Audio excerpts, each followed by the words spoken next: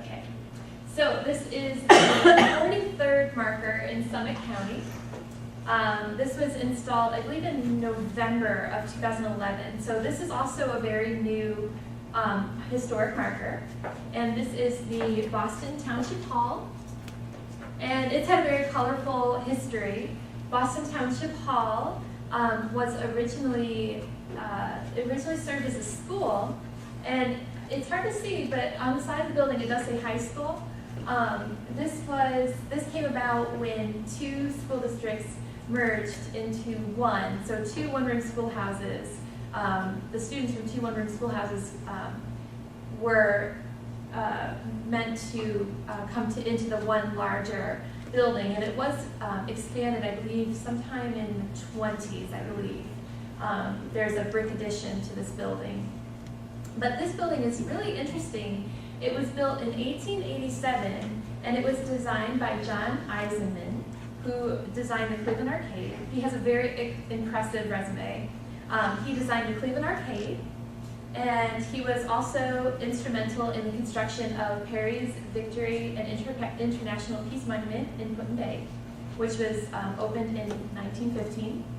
But most interesting to me was he was instrumental in the designing of the Ohio state flag, which I did not know until we went to visit this marker, which I think is really interesting that he was very, I guess, very diverse. He was able to design buildings.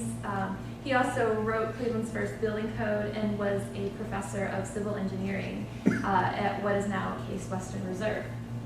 He was the first professor of civil engineering, which I just find fascinating. So the marker is another double-sided, one for Boston Township Hall and the other for John Eisenman. And I just love the connection to the Akron area and the Cleveland area and the whole state in general, between the Cleveland Arcade, the work here in Peninsula, and with our Ohio State flag. It's absolutely fascinating to me. And the building was preserved in 1990 and is currently preserved and maintained by the Boston Township Historical Society.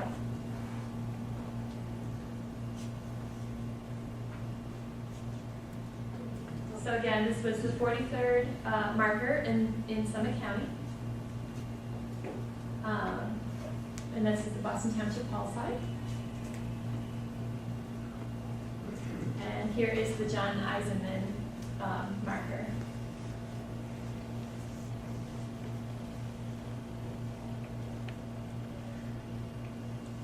Okay. This weekend we had the privilege of attending the dedication for the new Market District, or excuse me, Market Square historical marker and the new West Side Market historical marker. This so far has been our favorite stop. This has been our favorite stop. All of our stops. This is my favorite location in Cleveland. I think maybe in the whole state. I just really love the West Side Market. But they kicked off the celebration for their centennial this past weekend. So we were in attendance to watch the dedication of the new historic marker, and it is the 109th and 110th historic marker in Cuyahoga County. And I think it's the 110th for the West Side Market and 109th for Market Square. But the West Side Market opened in November of 1912. And do you need water? No, good. Opened in 1912. And it was built to replace the original Pearl Street Market, which I need to check my dates here. The Pearl Street Market had been in existence as an open air market since the 1840s, I believe. The land was donated by a businessman for that purpose. And in 1868, they built the structure that became the Pearl Street Market, which was located across the street from where the West Side Market currently is on what is now known as Market Square. And by 1901, it became apparent that Pearl Street Market was outdated and was no longer fit for use, and so they needed to come up with another solution. So in 1908, they started work on the West Side Market in the location that it currently is, West 25th Street and Lorraine. And it was designed by Hubble and Bennis, who is the same architect that designed and built the Cleveland Art Museum, too, which I just learned that, too. But it is it's by far one of the largest markets of its kind in not even just the state, but in the whole country. And we're really privileged to have it right here in our backyard. It's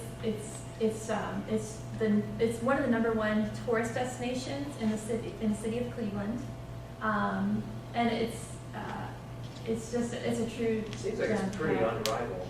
It is, yeah. So it's very unique. There's nothing really like it. There is the Finley Market in Cincinnati, but it's significantly smaller, and I don't believe it's as old, or maybe it is. I think it's older. Is it older? It's older, but it's much smaller. But we were blessed to have beautiful weather, and it was like a big giant birthday party celebrating the centennial, the early centennial of the West Side Market. And we did get an opportunity to meet the president of the Ohio Historic Society while we were there. And we had a ribbon cutting ceremony, and the mayor of Cleveland was there to cut the ribbon on Market Square. We got him scissors. Yep. We did. There is some scissors. Not the best picture, sorry, Mr. Jackson. That's when everyone jumped in front of us to get pictures. Yes. And this is the marker dedication. The marker dedication was conducted by the president of the Ohio Historic Society, who is the man hiding behind the sign, removing the cover. There's another picture. That was a pleasure to watch. We've never seen a sign get inducted before. We've never been present to see that, and that was really special and unique to us. But we didn't find people looking at us like we were funny when we were taking pictures of ourselves by By the the covered sign. marker.